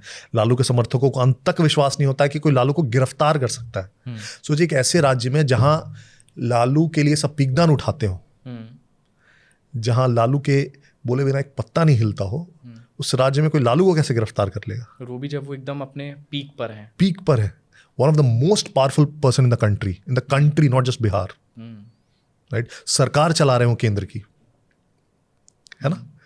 तो लालू को कोई कैसे गिरफ्तार कर सकता है? It was like beyond imagination for anyone, and I have quoted some lines in the book कि लालू को कोई कैसे हाथ लगा लेगा। But every great man has his downfall. He was arrested. वो क्या किसी तरीके से तैयार थे? उनको था लालू यादव को? इंक्लिंग हो गया था मेरे ख्याल से। अच्छा। इंक्लिंग हो गया था क्योंकि ही न्यू कि बहुत लूज एंड्स हैं और सीबीआई एक बार इंटर कर चुकी है, राइट। उनको ये भी पता था आई के गुजराल इसको कंटेन नहीं कर पा रहे, तो ही न्यू कि आगे ये प्रोसीड होगा ही होगा, राइट। और आज नहीं तो कल मुझे इस पे फेस तो करना ही पड़ेगा। अरेस्ट होता या क्वेश्चनिंग होती, जो भी होती, मुझे फेस करना पड़ेगा। तो ही हैड दैट इंक्लिंग, और इसलिए मेरे ख्याल से ही वॉज रेडी। और इमीडिएटली उन्होंने अपनी पत्नी को, जैसी वो अरेस्ट की बात आई, विधायक दल की बैठक बुलाई, अपनी पत्नी को मुख्यमंत्री घोषित किया और he went to the jail. ये राबड़ी जी के मुख्यमंत्री बनने पर हम आएंगे, लेकिन ये जो बड़ी बहस का हिस्सा है कि चारा घोटाला और लालू यादव को जो जेल होती है उसको लेकर के ये चलती रहती है कि पॉलिटिक्स में तो बहुत सारे लोगों ने करप्शन किया, बहुत सारे लोगों ने घोटाले किए, किसी के सामने आ गए, किसी पे जांच चलती रही, कोई छूट गया। लेकिन ये कहा जाता है और एक बड़े वर्ग की तरफ से कहा जाता है लगातार कि ये पॉलिटिक्स के तहत किया गया, क्योंकि लालू यादव की जो पॉलिटिक्स थी कि हम पिछड़ों की राजनीति कर रहे हैं, या हम जो मुख्यमंत्री ये कहता हो कि हमने सड़कें इसलिए नहीं बनवाई क्योंकि ये तो अमीर लोग गाड़ियाँ चलाते हैं, तो उस पॉलिटिक्स की वजह से ये चीज़ की गई। आप इस बात से कितना सहमत हैं? नहीं, ये बहुत मेरे को लगता है लूज डिफेंस है। ओके। एंड ये डिफेंस हर उस नेता के साथ आएगा, आप देखिएगा, जो कभी भी किसी करप्शन में गिरफ्तार होता है। आप कोई भी एग्जाम्पल उठा के देख लीजिए, पूरे इतिहास से लेकर आज तक का सबसे रीसेंट कौन है? अरविंद केजरीवाल और हेमंत सोरेन। ठीक है। दोनों के स्टेटमेंट्स देख लीजिए। हेमंत सोरेन क्या बोलते हैं? मैं आदिवासी हूं इसलिए मुझे गिरफ्तार किया। अरविंद केजरीवाल क्या बोलते हैं? कि मैंने बच्चों के स्कूल बनवाए और मोहल्ला क्लिनिक बनवाए इसलिए मुझे गिरफ्तार किया। तो मेरे ख्याल से दिस इज नो डिफेंस। ये भी डिफेंस नहीं है कि सब लोग करप्शन करते हैं इसलिए मुझे क्यों पकड़ा। That can not be a defence. मैं एक मर्डर के लिए स्पेयर इसलिए नहीं किया जा सकता हूं क्योंकि दूसरा वाला एक्विट हो गया है, right? Law will have its own course, जब जो तब तैसा। जो स्कैम सामने आया, प्रूफ्स हैं, CBI went ahead, arrested him, right? तो ये बोलना कि इस प्रकार की राजनीति थी, उसी प्रकार की राजनीति तो कर्पूरी ठाकुर भी करते थे। तो कर्पूरी ठाकुर को किसी ने क्यों नहीं गिरफ्तार कर लिया? नीतीश कुमार को किसी ने आज तक क्यों नहीं गिरफ्तार कर लिया किसी ने? बहुत सिंपल। रामविलास पासवान को क्यों नहीं कर लिया किसी ने गिरफ्तार, राइट? तो आपने किया ना, तभी गिरफ्तार हुए ना, आप कन्विक्ट हुए। वो भी छोड़ दीजिए कि गिरफ्तार, कन्विक्टेड, जेल्ड। आप तो कहते हैं कि आपको कोर्ट्स पे भरोसा है, तो फिर क्या डिफेंस है? One of the few politicians was convicted of such a major scam and jailed. मतलब लालू लगातार पिछड़ों की बात कर रहे थे, एक ऐसे बैकग्राउंड से आते थे जहाँ पर मतलब गरीबी है। जब उन राबड़ी देवी से उनकी शादी के लिए गए तो उनकी राबड़ी के परिवार के लोगों ने बोला कि भिखमंगे से शादी, मतलब इस बैकग्राउंड से आ रहे हैं। उसके बाद फिर ये इतने बड़े करप्शन और इसमें कैसे, मतलब कैसे चलते चले गए होंगे, क्या लगता है आपको? Power corrupts everyone, and absolute power corrupts absolutely. बहुत कम लोग ऐसे होते हैं जो मेरे ख्याल से पावर को पचा पाते हैं। वो अपने आप में एक बहुत बड़ी चीज होती है, वो एक स्टेट्समैन का साइन होता है। ज्यादातर पॉलिटिशियंस को आप देखेंगे, they are so enamoured by power कि फिर स्पॉइल हो जाते हैं। उनको याद ही नहीं रहता वो किस लिए राजनीति में आए थे। ज्यादातर की अब स्टार्ट और एंड देख लीजिए, मुलायम सिंह यादव की अब स्टार्ट और एंड देख लीजिए, लालू की देख लीजिए, जितने आप ऐसे देखेंगे नेता, अरविंद केजरीवाल की स्टार्ट देख लीजिए ना। तो कितने भी, मुझे लगता है, तो सस्टेन करना अपनी आइडियोलॉजी को अगेंस्ट ऑल ऑड्स, वो हर कोई नहीं कर पाता। और वो जो कठिन रास्ता है, क्योंकि विकास पर बार बार बात करना ना बहुत कठिन होता है, अच्छे मुद्दों पे बात करना बार बार बहुत कठिन होता है, उन पे समझाना बहुत कठिन होता है लोगों को। और उस जमाने में, अब तो ठीक है थोड़ा बहुत एक्सपोजर आ गया है, सोशल मीडिया आ गया है, इंफॉर्मेशन रीच हो गई है। 90 के दशक में अखबारें सिर्फ होती थी, टीवी तक नहीं पहुंचा था दूरदर्शन के अलावा। तो क्या समझाते आप किसी को? तो रेटोरिक्स फिर स्टार्ट टेकिंग इट्स प्लेस, क्योंकि वो आसान होता है करना। थिएट्रिक्स आसान होता है करना, वोट बैंक बनता है उससे। तो लगता है कि पावर, तो एग्जैक्टली व्हाट इज इंपॉर्टेंट कि आप सिर्फ पावर में रहने के लिए रहना चाहते हैं या कुछ करने के लिए रहना चाहते हैं। मुझे लगता है कि लालू पावर में रहना पहला इंपॉर्टेंट था, उसके बाद क्या करेंगे नहीं करेंगे वो सोच लेंगे। और इसीलिए आप देखिए, शुरुआत में जितनी एक्सपेक्टेशंस थी उनसे, हर किसी को, आम जनता को, उनके पार्टी के सदस्यों को, नीतीश कुमार को, जॉर्ज फर्नांडिस को, सबको, everybody was disappointed. Rabri Devi का मुख्यमंत्री बनाया जाना, ये अपने आप में एक ऐसी घटना थी जो शायद लोग भी नहीं तैयार थे इसके लिए। बहुत ही, मतलब लालू का सीएम बनाया जाना एक्सीडेंटल, और फिर उसके बाद राबड़ी देवी का सीएम बनाया जाना तो घोर एक्सीडेंटल। कैसे हुआ ये, कैसे डिसीजन लिया गया होगा कि राबड़ी देवी को ही बनाया जाए? ये जस्ट इसी पॉइंट को एक्सप्लेन करता है जो अभी हम लोग बात कर रहे थे। सो पत्नी को मुख्यमंत्री बनाने का सिंपल फंडा है कि पावर अपने पास रखना है। लालू को पता था किसी और को भी मुख्यमंत्री बना देंगे तो आज नहीं तो कल वो मेरी बात सुनना धीरे धीरे कम कर देगा, बंद कर देगा। कंटेंडर थे लोग उस वक्त, क्यों नहीं पार्टी में? यार मतलब 150 MLA में आपको कंटेंडर ही नहीं मिल रहा है सीएम का, ऐसा कैसे हो सकता है? तो दैट इज नॉट पॉसिबल। और वो 150 कम से कम MLA तो थे ना। राबड़ी देवी किस हक से सीएम बन सकती थी? MLA भी नहीं थी, and not just MLA, she was unlettered.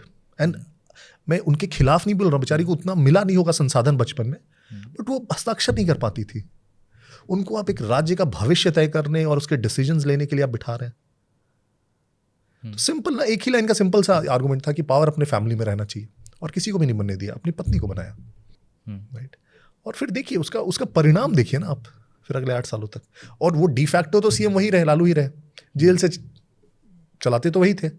In fact आप देखेंगे कि फिर राबड़ी देवी को जैसे विधानसभा में बोल दिया गया कि जितने भी प्रश्न होंगे उनका जवाब राबड़ी जी नहीं देंगी, उनके एक फिर एमएलए डिप्यूट किया गया, प्रश्नों के जवाब सीएम के बिहाफ पर एक दूसरे व्यक्ति देंगे। अच्छा। हाँ, और ऐसे ही चलता था सेशन? ऐसे ही चलता था।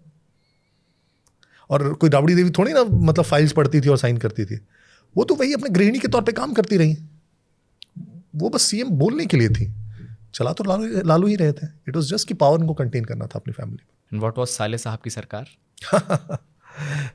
तो राबड़ी देवी जब मुख्यमंत्री बनी उसके पहले भी इनफैक्ट बहुत ज़्यादा इन्फ्लुएंस था उनके फैमिली में। जो राबड़ी देवी के 2 भाई हैं, साधु और सुभाष यादव, और बहुत फेमस ये डुओ है साधु सुभाष यादव की, इनके कारनामे बहुत। और मुझे याद है पटना में ये खुले जीप में चलते थे साधु यादव, और अच्छा।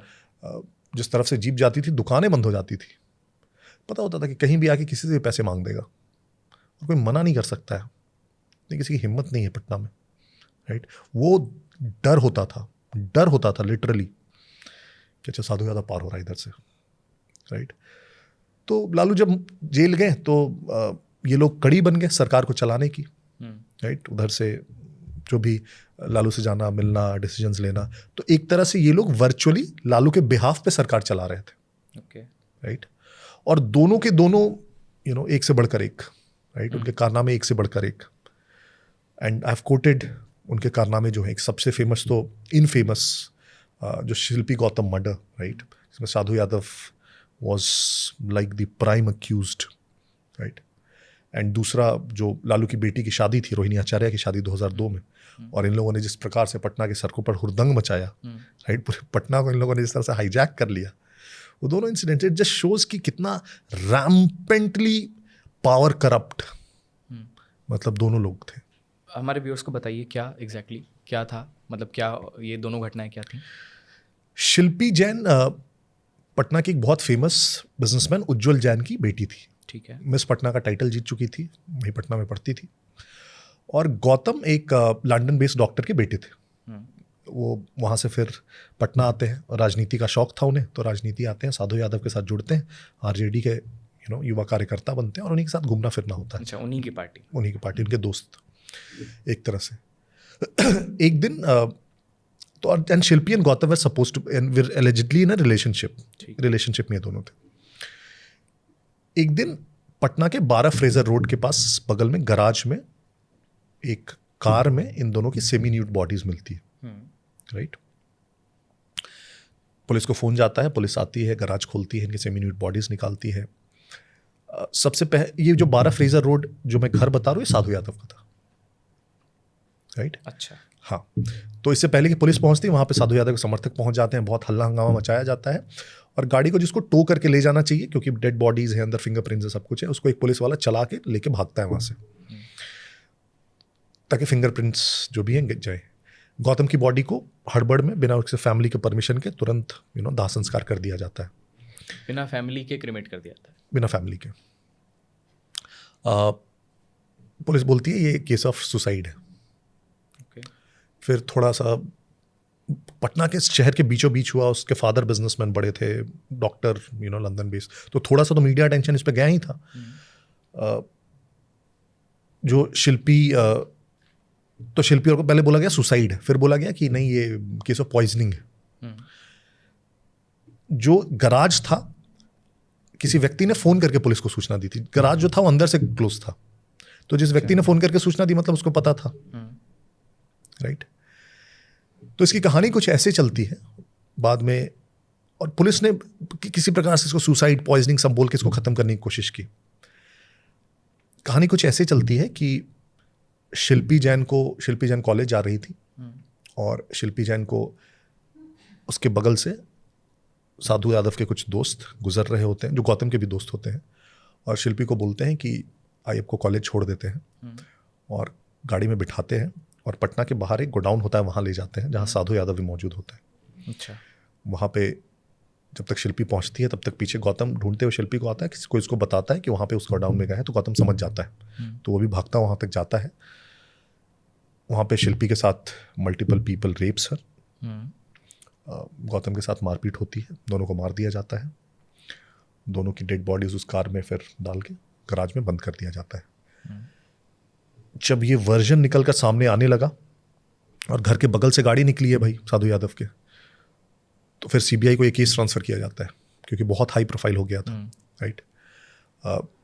जो शिल्पी की बॉडी का जब पोस्टमार्टम रिपोर्ट आता है तो इट कंफर्म्स कि she was raped by multiple main before her death, right. और इसमें सबसे प्राइम जो देखा जाने लगता है कि जो सुभाष यादव, साधु यादव, तो साधु यादव से उसका डीएनए सैंपल मांगा जाता है। Sadhu Yadav refuses to give DNA sample. Yes, he refused, right. The case was closed, right. Prashant Jain, his brother, Shilpi Jain's brother, keeps pursuing it, right, for justice. कुछ सालों के बाद प्रशांत जैन को एक दिन पटना में एब्डक्ट कर लिया जाता है और 10-12 दिन जब बहुत हल्ला मचता है, बहुत मीडिया अटेंशन जाता है, तो उसे छोड़ा जाता है। उस पूरे अपहरण का कारण ही यही था कि वो उस केस को परस्यू कर रहा था, उसके बाद वो केस परस्यू करना ड्रॉप कर देता है, right. And this case is shut forever. Again this is something that आप सिर्फ एक शिल्पी गौतम डालेंगे तो there will be case is shut, या the case is shut, right. इतनी आपको उस पर कॉन्टेंट मिलेगा शिल्पी गौतम पे, but nobody talks about it. And state के चीफ मिनिस्टर का भाई इन्वॉल्व। आज के डे में ये पॉसिबल ही नहीं हो सकता है कहीं या किसी भी और स्टेट में, राइट। और फिर 2002 में जो रोहिणी आचार्य जो अभी सारन से चुनाव लड़ी, सिंगापुर वाली उनकी बेटी, राजीव प्रताप रूढ़ी के अगेंस्ट, उन बेटी की शादी थी 2002 में, और उस शादी के लिए एक बहुत बड़ा आयोजन किया गया। पटना में एक बहुत बड़ा पंडाल बनाया गया जो ताजमहल पैलेस होटल के स्वरूप का था, बॉम्बे वाला, राइट। साधु या सुभाष यादव फिर सड़कों पे निकले, मामा हुए रोहिणी के, माना हुए। तो वो पहले गाड़ी के शोरूम में गए, वहाँ से उन्होंने गाड़ियाँ उठाई, बोले बारातियों को लाने ले जाने के लिए गाड़ी चाहिए, तो 5 गाड़ी बेचारे ने दे दी शोरूम वाले ने, तो वो 5 से नहीं होगा, 10 और एसी गाड़ियाँ उठा ली, ऑल्टो वैगन आर, बारातियों को लाने ले जाने के लिए। फिर चले गए वो ज्वेलर्स के पास, वहाँ से ज्वेलरी उठा ली, राइट। फिर चले गए वो फर्नीचर शोरूम, बोले टेंट में लगाने के लिए सोफ़ा सेट चाहिए, 100 सोफ़ा सेट उठा लिए, पूरे पटना में तहस नहस कर दिया। उस पूरे आयोजन में 300 एसटीएफ के कमांडोज लगे ऑन ऑफिशियल ड्यूटी उस शादी के ऑर्गेनाइजिंग में, राइट। जो दूल्हा था उसके गांव में रातों रात सड़क पहुंच गई, बिजली के तार पहुंच गए। अच्छा। वहां बिजली पहुंचाने में 25 लाख रुपए का ट्रांसमिशन लॉस हुआ उस जमाने में, right. This is an official estimate. जो शादी के कार्ड थे, वो जितने गवर्नमेंट ऑफिशियल्स थे वो पूरे स्टेट में शादी के कार्ड बांटा उन्होंने, डीएमएसपी शादी के कार्ड बांट रहे थे। And the irony of it all, जो दूल्हे का पिता था वो इनकम टैक्स कमिश्नर था। अच्छा। और वो बेटी आती हैं सिंगापुर से अब और कहती है कि मैं सारन की बेटी हूँ, मैं सारन में रहूँगी, आप लोग मुझे मौका दीजिए, मैं चुनाव लड़ने आई हूँ। ये तो एकदम ऐसा लग रहा है जैसे किसी फिल्म की स्क्रिप्ट है। हाँ, but it's so true that nobody can refute it. There are so many valid sources to it. कहीं से कोई मतलब ये सब जब चीज़ें हो रही हैं तो वहाँ ऑपोजिशन मतलब कोई ये नहीं कह रहा है कि ये हो क्या रहा है। कह रहा है, बहुत कोई कह रहा है। तो इसीलिए जैसे चारा घोटाला सामने आया, चारा घोटाले में आप देखेंगे जो पूरा का पूरा फाइट जो लीड किया Sushil Modi, in fact he was one of the, Sushil Modi, Ravishankar Prasad, Saryu Rai, इन्होंने चारा घोटाला को पूरा लीड किया, तो वो फंसे। लेकिन यार जब कोई बेलगाम हो जाए तो पता नहीं, मुझे लगता है कि वो इस लेवल पे व्यक्ति पहुंच चुका था, इतना पावर ड्रंक हो चुका था व्यक्ति कि विपक्ष ये सबसे कोई मतलब थोड़ी था। विपक्ष के बोलने से व्यक्ति मूव थोड़ी करने लगा। कोई विधानसभा में वहां पे डिबेट्स थोड़ी हो रही थी उस पर, किसी को आंसरेबल नहीं था वो व्यक्ति। बिहार क्राइम एज आ, आपने ये बताया है कि crime as a industry develop हो रही थी वहाँ पे, और unique industry. I just want to know कि क्या ऐसी यूनिक क्राइम इंडस्ट्री क्या डेवलप हो रही थी बिहार में उस वक्त। किसी भी स्टेट में आप देखेंगे या किसी भी कंट्री में, अगर यूथ के लिए, एजुकेटेड यूथ के लिए, स्मार्ट यूथ के लिए, if you don't give them proper avenues, तो कुछ ना कुछ बहुत इनोवेटिव तरीका ढूंढेंगे और ज़्यादातर गलत ही होगा। बिहार में यही हुआ। तो बहुत सारे इंडस्ट्रीज डेवलप हुए, किडनैपिंग एक इंडस्ट्री बन के निकली, रॉबरी पूरी एक इंडस्ट्री थी, पेपर लीक पूरा एक इंडस्ट्री था, सब इंडस्ट्रीज थी। इंडस्ट्रीज इसलिए क्योंकि बहुत वेल ऑयल्ड था, बहुत उसके प्रोसेसेस बहुत वेल ऑयल्ड थे, कौन कहाँ क्या करेगा, क्या ग्रुप है क्या नहीं है, उसका पूरा प्रोसेस था। It was not just stray incidents, जैसे किसी ने किसी को लूट लिया तो एक स्ट्रे इंसिडेंट हो गया, किसी ने किसी को किडनैप कर लिया वो एक स्ट्रे इंसिडेंट हो गया। लेकिन कोई एक किडनैपर है, वो किसी को सब कॉन्ट्रैक्ट कर रहा है, कोई लिफ्टर है, पैसा कोई और उठा रहा है, तो ये एक इंडस्ट्री हो गई, क्योंकि सबके रोल्स डिफाइंड है, रूल्स डिफाइंड है, उसके कौन क्या करेगा, कैसे करेगा, प्रोसेस बनी हुई एकदम प्रोसेस बन गई। रॉबरीज का आप देखेंगे, इनफैक्ट पटना से रांची सबसे मेजर स्टेट का हाईवे हुआ करता था, अभी भी है, दोनों स्टेट को कनेक्ट करता है। उसके पीछे कोडरमा वैली आती है, कोडरमा डिस्ट्रिक्ट है और वहाँ पे घाटी है। Koderma valley was used to, मतलब वो गढ़ था, तो उधर से अगर कोई बस गाड़ी पार हो गई तो भाई रात में जाओगे तब तो लुटोगे ही, दिन में भी सेफ नहीं हो, सिंपल सा फंडा है। तो कोडरमा घाटी से पार हो रहे हो तो अपने रिस्क पे पार हो, right. And I quote this in the book. In fact इतना वो ऑब्वियस था कि एक बार एक सज्जन है, उन्होंने एक इंसिडेंट बताया कि कोडरमा घाटी से गुजर रहे थे तो उनको चोरों ने रोका तो उनके ऊपर देखा सिर्फ 5,000 रुपये। तो उन्होंने कहा, यार भैया ये 5,000 रुपया रख लीजिए, लेकिन पुलिस में कंप्लेन मत कीजिएगा। तो उसने कहा, यार बड़ा सरप्राइज हुआ मुझे कि मतलब पुलिस में कंप्लेन नहीं कीजिएगा, कि पुलिस इतना डर क्यों रहा है, मतलब ये लोग पुलिस से डरते हैं क्या? तो बोला, नहीं वो पुलिस क्या होगा ना कि उसको पता चल जाएगा आप लूटे तो अपना 10,000 का हिस्सा लेने आ जाएगा। है तुम्हारे पास 5,000 तो रख लीजिए, लेकिन बताइएगा नहीं पुलिस को, राइट। सो रोड रॉबरीज, ट्रेन रॉबरीज सो रैम्पेंट।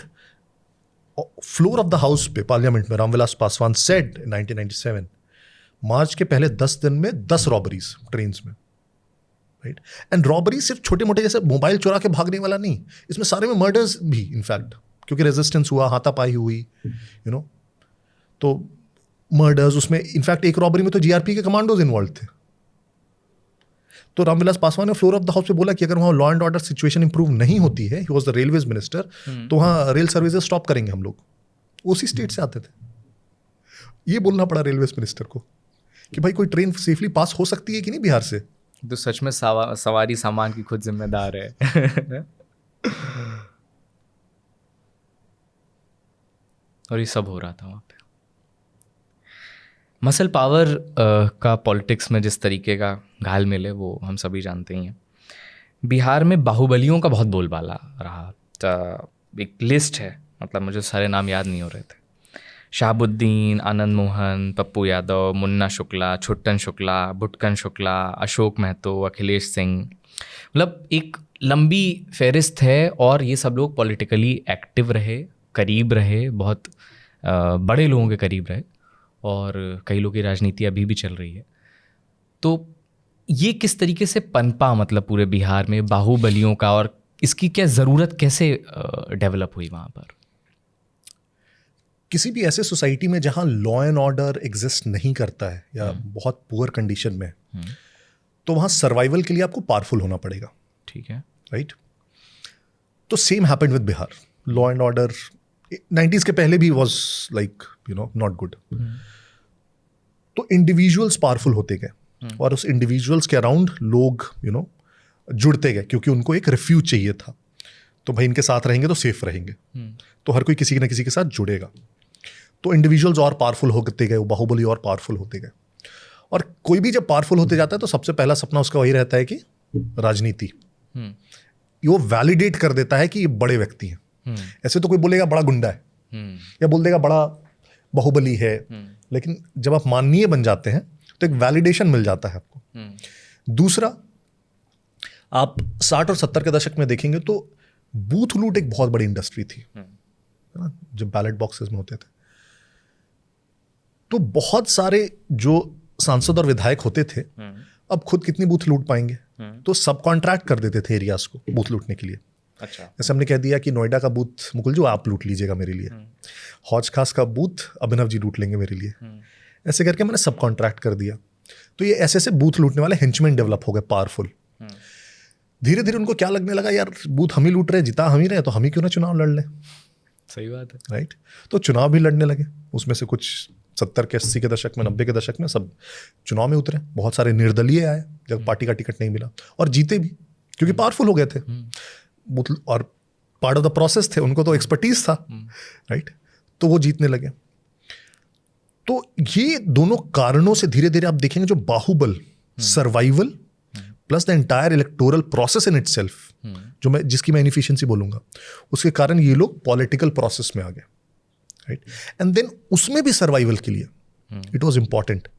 जैसे 90 के दशक में आप देखेंगे the state was virtually non existent. Right, तो आप खुद को या अपने लोगों को कैसे बचाएंगे? By being more and more powerful. उससे आप बाहुबल बढ़ाते हैं, उसी से प्राइवेट कास्ट मिलिशियाज का जन्म हुआ, हर कुछ उसी से हुआ। और फिर आप देखिए जैसे जैसे थोड़ा थोड़ा लॉ एंड ऑर्डर आने लगेगा, जैसे फिर नीतीश के फर्स्ट गवर्नमेंट में आपने देखा यही सारे बाहुबली जेल के पीछे गए, ऑलमोस्ट ऑल ऑफ देम, जितने आपने नाम लिए अभी। तो देखिए धीरे धीरे अब अभी के टर्म्स में अब बिहार में बाहुबली जब पूछने निकलेंगे तो बहुत गिने चुने नाम आपको मिलेंगे, या ये भी जो मिलेंगे ये बहुत संभल के बात करेंगे, आपको किसी एंगल से वो बाहुबली की तरह नहीं दिखेंगे, या आप कुछ ऐसा नहीं करेंगे। जिस सुरेंद्र यादव की हम लोग बात कर रहे हैं वो भी एमपी है जहानाबाद से, लेकिन अब वो ऐसा कुछ नहीं करेगा। ही फियर्स लॉ, ही नोज कि कुछ भी मैं ऐसा कर दूंगा दिख जाएगा तो I will have to face the law. उस समय नहीं था, तो इट केप्ट ऑन इंक्रीजिंग। और ये मतलब इसमें भी क्या कास्ट इन्वॉल्व थी? बिल्कुल, बाहुबली में बहुत ज्यादा। कैसे? क्योंकि see as human beings we require some commonality to connect. हम कोई ना कोई ग्रुपिज्म जरूर ढूंढेंगे। तो यूएस में रहेंगे तो हम सब अपने को इंडियन बोल के एक साथ हो जाएंगे। राइट, दिल्ली में रहेंगे तो सब बिहारी अपने को बोल के में भी एक साथ हो जाएंगे। लेकिन जब बिहार में रहेंगे तो फिर सब दूसरा कोई आइडेंटिटी ढूंढेंगे, तो आइडेंटिटी कास्ट में आती है। तो एक ना एक आइडेंटिटी चाहिए, और caste is very strong identity. तो कास्ट हमें लगता है कि ये मेरे ही कास्ट का व्यक्ति है, तो ये तो कम से कम हमें थोड़ा सा मेरा हित सोचेगा या साथ देगा, तो एक ग्लू फैक्टर हो जाता है। तो जितने भी बाहुबली बड़े होते गए तो उनके साथ भी वही लोग जुड़े जो उनके कास्ट के ज्यादातर थे। तो आप देखेंगे आनंद मोहन उभरे तो राजपूतों के नेता बन के उभरे, पप्पू यादव उभरे तो यादवों के नेता बन के उभरे, हर जगह जहां जहां भी आप देखिए इनफैक्ट। तो सिंस उनके नेता बन के उभरे, उनके हित की बात की, तो it was more of a caste wars between those leaders. और रिवेंज से भी कई लोग बने, जैसे जो मुन्ना शुक्ला और छोटन, ये सब एक दूसरे के भाई थे। इनका आपने बहुत सिलसिलेवार तरीके से बताया है इनके बारे में, वो किस्सा भी आप एक बार बताएं जरा। जी, तो 3 भाई थे, हैं 2 थे, एक है छोटन शुक्ला, भुटकन शुक्ला और मुन्ना शुक्ला, शुक्ला ब्रदर्स, वैशाली बेल्ट में जो रिपब्लिक की जननी है। और तो छोटन शुक्ला 1994 में, है ना, 1992-93 के आसपास क्या होने लगा कि चूंकि लालू एक बहुत अपना बैकवर्ड वोट कंसोलिडेट कर चुके थे, तो फॉरवर्ड्स में भी एक कंसोलिडेशन होने लगा। उसके पहले तक क्या होता था, फॉरवर्ड्स में खुद में जैसे राजपूत और भूमिहार्स में टसल होता था, क्योंकि दोनों बहुत संपन्न जातियां हैं। राइट, तो दोनों में आपस में टसल है। लेकिन फिर इन्हें देखा कि हमारा एग्जिस्टेंस धीरे धीरे खतरे में आ सकता है, तो एक कॉम्बिनेशन आया, और इस कॉम्बिनेशन के सूत्रधार थे आनंद मोहन। ठीक है, आनंद मोहन खुद राजपूत जाति से आते हैं, छोटन शुक्ला भूमिहार जाति से आते हैं। तो ये कॉम्बिनेशन जब बनने लगा, और इनके कॉम्बिनेशन पे एक लोकसभा का बाई इलेक्शन था, इन्होंने वो बाई इलेक्शन जीता लालू के अगेंस्ट, तो उससे और मजबूती आई। और फिर छोटन शुक्ला 1995 के चुनाव के लिए, एक केसरिया कॉन्स्टिट्यूएंसी है, उससे उन्होंने अपने को दावेदार मान लिया, और आनंद मोहन ने एक पार्टी बनाई, बिहार पीपल्स पार्टी, उसके वो दावेदार घोषित टाइप हो गए। तो उस क्षेत्र में घूमते हुए एक दिन वापस आ रहे थे, और एक संजय सिनेमा है उसके पास, उनकी हत्या कर दी जाती है कुछ लोगों के द्वारा। और उसमें सबसे बड़ा जो नाम आता है वो है ब्रिज बिहारी प्रसाद का। अच्छा, ब्रिज बिहारी प्रसाद लालू जी की कैबिनेट मिनिस्टर, राइट, एक ओबीसी चेहरा। और फिर उसी के प्रोसेशन में अगले दिन जो मुजफ्फरपुर के डीएम जी कृष्णैया की हत्या होती है ना, गोपालगंज के डीएम, उनको मुजफ्फरपुर का डीएम समझ लिया जाता है उस भीड़ के द्वारा। छोटन शुक्ला की प्रोसेशन जा रही थी अर्थी की, और उसको लीड कर रहे थे आनंद मोहन, उनकी वाइफ, उनके भाई भुटकन शुक्ला और मुन्ना शुक्ला। और जो प्रोसेशन गुजर रही थी, तो उधर ही रास्ते से जी कृष्णैया का कार भी गुजर रहा था। वो हाजीपुर से अपने गोपालगंज डिस्ट्रिक्ट जा रहे थे आफ्टर अटेंडिंग अ मीटिंग। ठीक है। कार पर बीकन था रेड, तो लोगों ने सोचा ये डीएम की कार है, और डीएमएसपी के खिलाफ थोड़ा आक्रोश था, सबको था कि डीएमएसपी की मिली भगत से इसकी हत्या हुई है। ओके। राइट। तो सबने सोचा कि ये मुजफ्फरपुर के डीएम की गाड़ी है, तो सब उस पर पत्थर फेंकने लगे। गुस्सा था लोगों में, बहुत बड़ी भीड़ थी 5,000 की। तो जी कृष्णैया बाहर निकले, वो एक आंध्रा के रहने वाले थे, बिहार कैडर के थे, 35 साल उम्र थी, दलित थे। बाहर निकले, उन्होंने सबको बताया नहीं मैं मुजफ्फरपुर का डीएम नहीं तो मैं गोपालगंज का हूँ, लेकिन कौन सुनता है भीड़ में। लोगों ने उनके पीट कर हत्या कर दी, और भुटकन शुक्ला फिर in the presence of these people, Anand Mohan. Yes. और कोर्ट में चार्जशीट में और कहा गया है कि फिर आनंद शुक्ला ने लास्ट में बोला कि भुटकन देख क्या रहे हो, ले लो अपना बदला। And Bhutkan Shukla shot him thrice from point blank. Right. Anand Mohan उस पर फिर कन्विक्ट हुए और लाइफ इम्प्रिजनमेंट जेल के भी बाहर निकले रिसेंटली अभी। तो Bhutkan Shukla took over the range, फिर वो फरार हुआ, फिर भुटकन शुक्ला भी मारा जाता है। भुटकन शुक्ला फिर बिहारी प्रसाद के कुछ लोगों को मारता है, फिर भुटकन शुक्ला को मरवाता है। फिर ब्रिज बिहारी प्रसाद को 1998 में IGIMS में, वो इंदिरा गांधी इंस्टीट्यूट में पटना में, he was admitted for some reason. He was taking a walk उस कैंपस में, और एक बहुत बड़ा कोऑर्डिनेटेड एफर्ट्स बहुत सारे बाहुबलियों का, जैसे मुन्ना शुक्ला का नाम आता है, सूरज भान सिंह का नाम आता है, शिव प्रकाश शुक्ल का नाम आता है, यूपी वाले। अच्छा। सबने मिलकर वहाँ पे IGMS के कैंपस में ब्रिज बिहारी प्रसाद के लोग हत्या करते हैं 1998 में। राइट। और ये पूरा उसका रिवेंज का साइकिल वो कंप्लीट होता है। उसके बाद फिर मुन्ना शुक्ला, जो सबसे छोटे भाई, 2000 में लालगंज से विधानसभा का चुनाव लड़ते हैं, विधानसभा का चुनाव जीतते हैं, माननीय बनते हैं, है ना। फिर वो जेल में, एक मैंने उसमें कोट भी किया है, वो जेल में डांसर्स को बुला के वहाँ नाच करवाते हैं, वहाँ डांसर्स को बुला के। तो काफ़ी गंभीर। और ये सब अभी राजनीति में है। सबसे इंटरेस्टिंग बात ये है, आनंद मोहन भी राजनीति में है, मुन्ना शुक्ला भी राजनीति में, सांसद, मतलब सब माननीय हैं, सांसद हैं। बहुत सारे लोग जो मर गए, जो बचे हैं सब सांसद, और सुरेंद्र यादव सांसद हैं। इंडियन पॉलिटिक्स में तो मतलब बाहुबली उसको ग्लोरीफाई और सेलिब्रेट किया ही जाता है, लगभग हर स्टेट की यही वो है। तो हमने काफ़ी बारीकी से समझने की कोशिश की लालू यादव के टेन्योर की। आपको क्या लगता है कि एक लीडर जो हम राइज ऑफ स्टार बोल रहे हैं, या एक 15 साल मतलब एक लंबा टेन्योर चलाना एक बिहार जैसे राज्य को, क्या ऐसी चीज़ें लगीं जो लोगों के अंदर ये गुस्सा नहीं आ पाया? मतलब बिहार तो वो राज्य है ना जहाँ से इतने बड़े बड़े मूवमेंट्स हुए, पूरा इमरजेंसी के खिलाफ वहाँ से आंदोलन हुआ, जब इतना सब कुछ हो रहा था और लोग ये सब एक्सेप्ट कर रहे थे, तो क्या वॉज दैट फियर, और कुछ चीज़ें ऐसी थीं जो लालू यादव को बचा ले जा रही थी, या जो चल रहा था उस वक्त वो मैनेजेबल हो जा रहा था इस वजह से? What do you think? मेरे ख्याल से जो रिटोरिक था उनका, जो नैरेटिव था, दैट वाज विनिंग।